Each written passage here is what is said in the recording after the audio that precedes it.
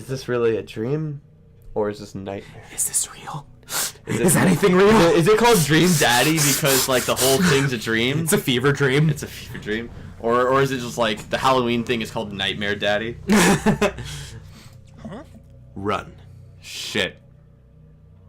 Run. The ground is shaking. The ground is shaking. Shit. Ground is shaking. The air suddenly went cold. Something was very, very wrong. I just knew we weren't alone. We started to hear this faint, distant scraping noise, like something being dragged across the ground. It got louder and louder until it was deafening, some kind of demented howl. And then I felt it. Something, grabbing my ankle. My ankle. Robert has the whole crowd hook, line, and sinker. You could hear a pin drop. I've only cried twice in my life. Once was at the birth of my daughter.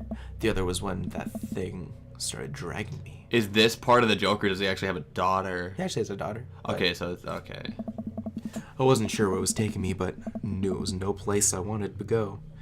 Wanted to go. I said go. I was sure I was going to die. Yeah, but you didn't. You're right here. The moment I crossed the gate into the cemetery, I heard this god-awful screeching. I ran into the mausoleum just in time to see a man being pulled across the floor by... God, to this day, the mere thought of it ties my stomach into knots. It looked like a man, but like... I glanced at Robert. Like someone who didn't know what a man was supposed to look like tried to put one together. The arms were too long, its eyes glowed red, it was like a walking shadow. What did I do? What did I do? What any good person would do. I lunged for... Shoot. What was the fake name again? Daniel. Daniel McSturters, yeah. Daniel.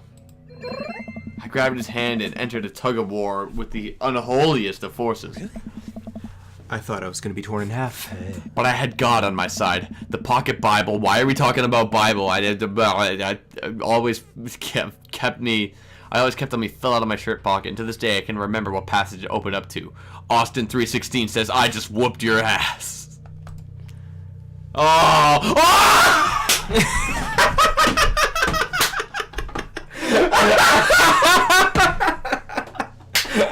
As soon as you said that, I was like, oh shit. That's not what we're supposed to say, but that's really funny. Also, save here because I don't remember the exact correct one. I just know it's say not Austin. that. No, I know it's the wrong one. I'm going with Austin. No, you're not. I saved. I'm going with it. Robert stifles a laugh behind it. With a horrifying grunt. Oh wait, maybe you can. Maybe it's alright. Finally, we're letting Daniel like collapse on the ground, exhausted. We're both covered in blood. Andrew is just every dad. Every dad. Austin 3:16. That's a wrestling thing. Oh, his tag is 3:16 because the Bible. Oh yeah, because the Bible. Yeah. But Yeah. Austin 3:16 is a Stone Cold Steve Austin thing. Oh yeah. It just. I didn't know you could actually pick Austin 3:16. Well, he's making it up, but you hear him laugh, right? So yeah, like he probably knows. Like, oh my god, you just fucked. You can't make him. If you make him break though, then you fail because then he knows you're joking. Yeah. But still, oh man. He stifled a laugh, so you're fine. Wait, what do you mean? Like, was that a real? Like, what kind of laugh was that? Was that an accepting laugh or? No, that was like he held it back. He didn't laugh. Oh, almost laughed. Yeah, it was so funny. He's like, holy shit. Mm-hmm. He was like, oh man, I probably would have like nearly died if I was doing that with someone. They said, and it opened to Austin 3:16. that damn creature clawed into my chest, got me real good. Had to get 16 stitches. Robert pulls down the collar of his shirt to reveal a long, wicked scar across his pecs. What the fuck? Hot. And that's how I got this scar. Hey.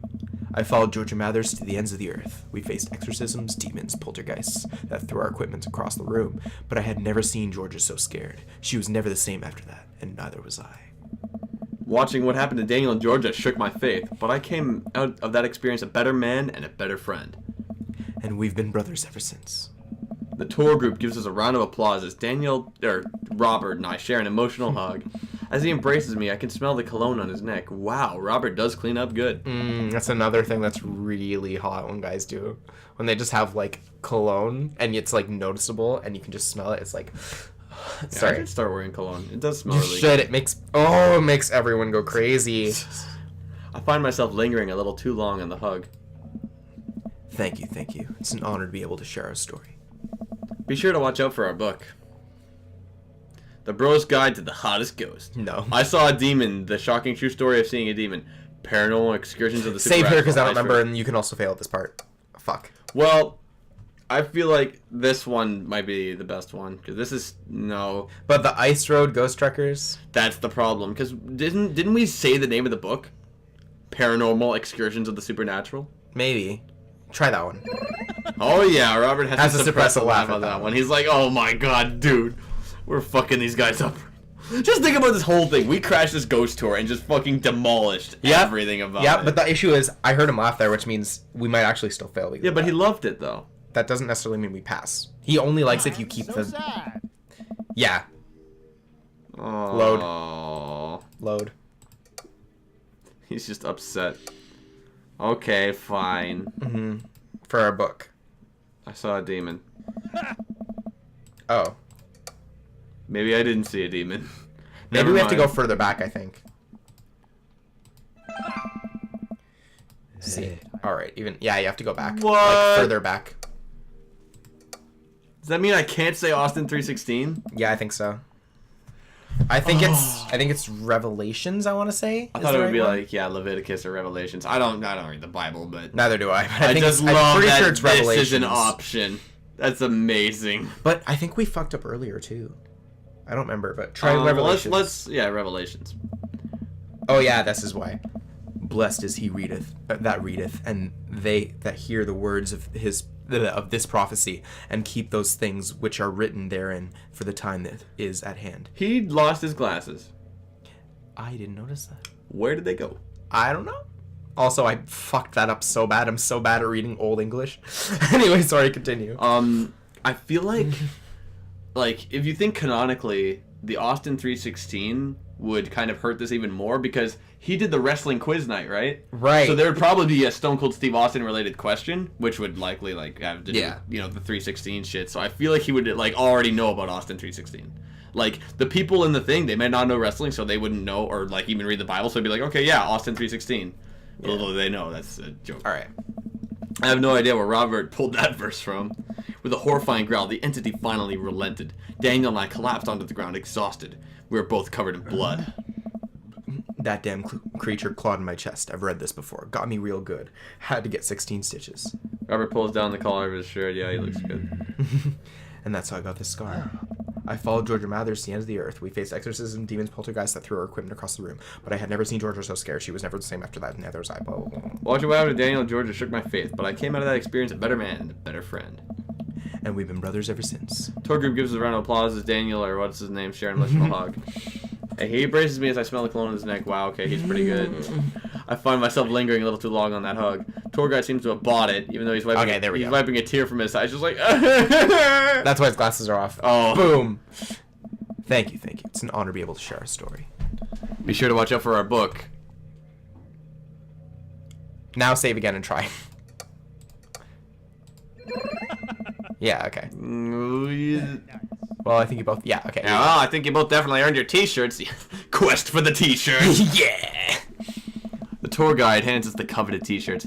He then slips us both this business card and leans in close. Right. If you guys ever need a professional actor, balloon animal artist, Elvis impersonator, or nude model, please don't hesitate to contact please me. no. Man, this guy does everything. Keep your disgustingly high socks on. Oh my Look how god. far up they go. He's wearing knee socks. Why? Like, do they turn into scythes? Or no, wait, no, fucking swords? Oh.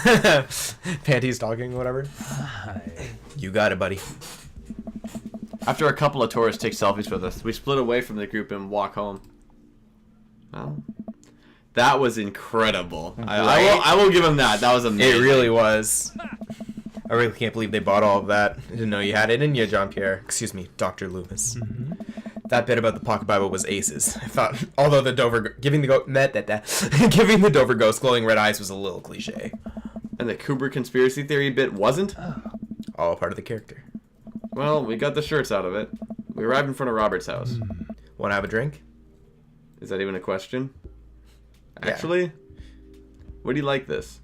I think so. I think the first two are good, as long as you don't refuse. Yeah, let's just... Robert, how long have you known me for? Do you really think I would turn down the opportunity to share a fine alcoholic beverage with my treasured friend and accomplice, Dr. Robert Bobbert Small? Aw, Bobbert, that's so Or cute. Mr. If you ever call me Bobbert again, I'll kick you right in the shins. Both of them. Yeah, well, if you ever kick me right in the shins, both of them, I'll stomp you right in the nuts. Both of them. Oh. Then you can expect an angry phone call from my Orthopedist. orthopedist in the morning. Bobbert. Robert just laughs and starts unlocking his door. My shins live to die another day. Aw. Robert leads me inside. I can't help to think about what Mary said to me. Robert did seem a little bit off, but what completely disappeared when we were joking around with the ghost tour. Wow, bitch, you live like this? Yeah, he's a little messy. I like this. All the music stuff. Yeah, the records on the wall and That's stuff. cool.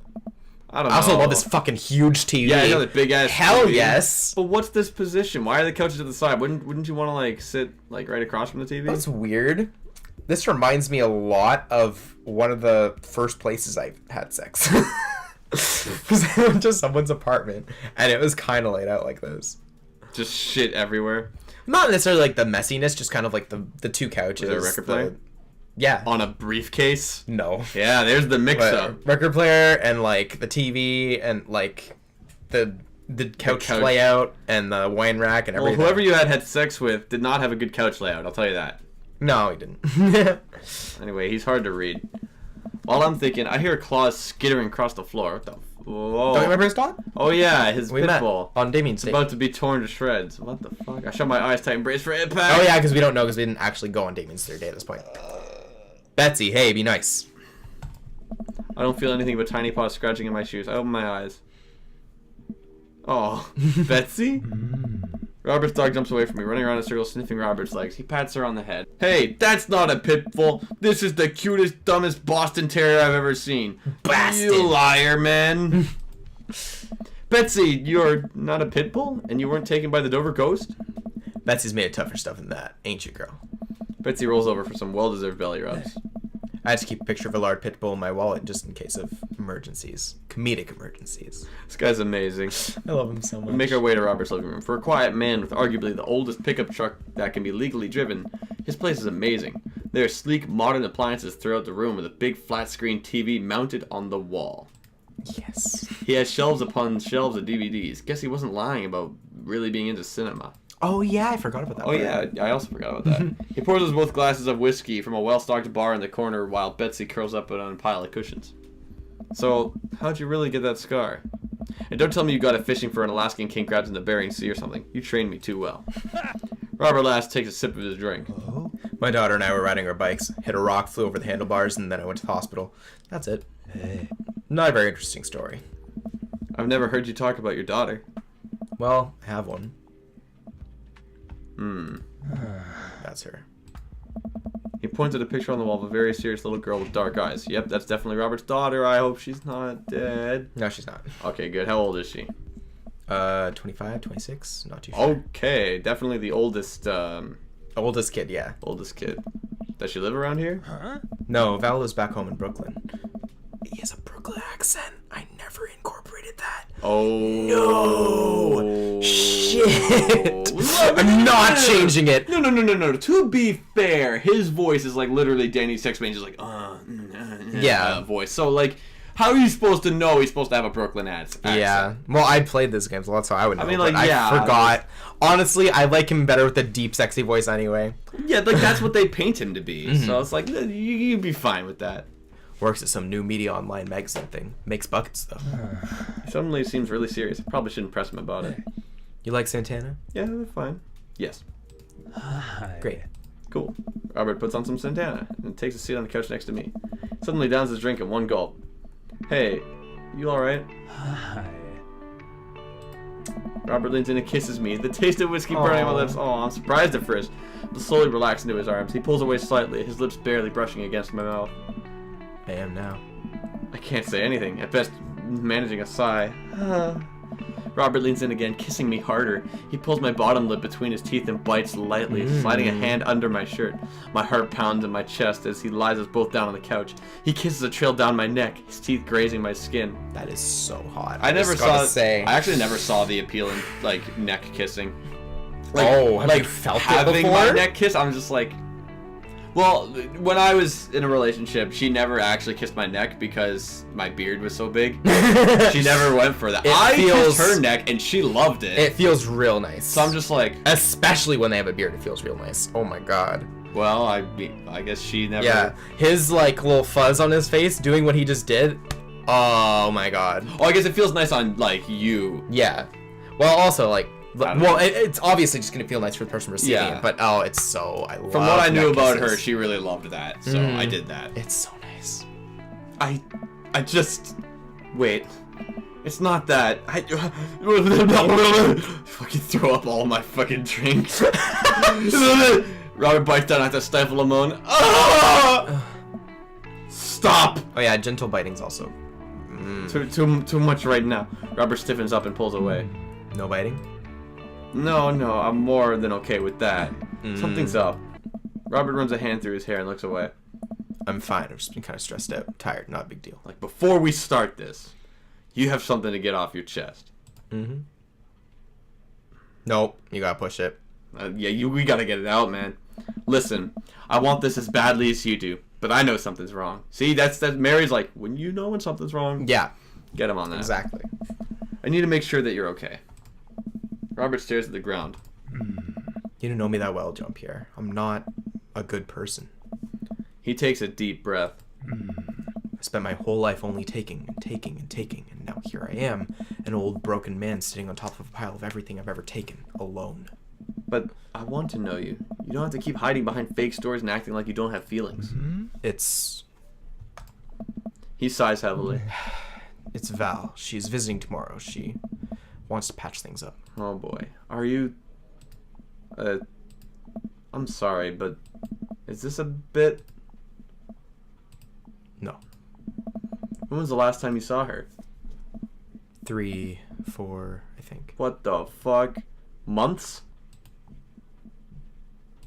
Years. I sit up straight. Jesus, Robert, what happened between you two? I don't want to talk about it. Robert and I sit in silence, neither of us wanting to look at each other, both of us unsure of what to do next. Fine. Things were already bad between us. I cared about her, I always did. Things just got in the way. Before I knew it, she was leaving for college, wanting nothing to do with me. It's still very vague. Marilyn and I moved out here to settle down. We thought it would help to get away from all the distractions, all the money, the drinking. I see the word Marilyn. First thing that pops in my head is Manson. Oh, I was thinking Monroe. Well, we are different people then. Yep. I see the word Marilyn. My brain auto fills it to Marilyn Manson. But temptation gets to you. I tried to be better. I just couldn't. I guess like he was a terrible alcoholic before. Became like a worse father, but now he's trying to repair himself. Yeah. And then the accident changed everything. I think every day about how she must have died hating me. I never became the better man that she wanted me to be. But when she always saw in me. What, Marilyn died? Yeah. Shit. She was the last thread Val and I had connecting us together. I didn't know when I lost my wife, I was going to lose my daughter too. Oh, Robert, no. I spent so much time chasing after things I thought were going to make me happy, and that I ruined my only real chance at happiness. Now my wife is dead, my daughter hates me. You know, I'm really glad that this game has happy endings. Because if this was a game like DR, it's like they have everything this sucks. and then he dies. Yeah, no. Like, no! I wouldn't be able to deal with that. Then I convinced myself that this... He gestures vaguely in my direction. ...was going to make me happy. Why do I even try anymore? I'm so sorry. I know how hard it is No, to... you don't. Oh. How could you possibly know how this feels? You did everything right. Your daughter loves you. You're a good person. I was a terrible husband. I'm even worse father. I have no idea why she's even bothering to contact me now. I know I'm just going to fuck it up like I always do. I'm broken. I shouldn't even go. Howard puts his head in his hands. This is important. I have to tell him because if I tell him what he wants to hear, you get farther. This is just like the part with Brian when it says, be honest with Brian. Be honest with yourself. Yeah. This is the same situation as that. Like, if I tell him what he wants to hear, then he's just going to run into the situation with, like, too much... Like, nothing's gonna change. Yeah, if you tell him. Yeah, exactly. What he wants to hear. Now, if we tell him what he needs to hear, something has to happen. That's what I feel is an issue with a lot of people's situations, is that they like hearing certain things and they like staying in certain situations, but you realize that the only way you can improve yourself is for change to happen. Exactly. It's for something to happen, and you might not like it at first, you might not like it for a while, but at the end of the day, you will eventually change for the better, and you'll be a lot happier with yourself that way. So I'm sorry, Robert, I'm glad you knew exactly what you're supposed to pick immediately. but I'm going to tell you what you gotta hear. Nothing's going to change until you do. That's exactly what I just explained. Mm-hmm. Robert pauses. He looks at me. There are a lot of things in my life that I regret, that I wish I could take back or do over, and it hurts so much to know that I can't. But what I can do, and what you have the privilege of doing tomorrow morning, is to wake up and try to be a better person than you were the day before.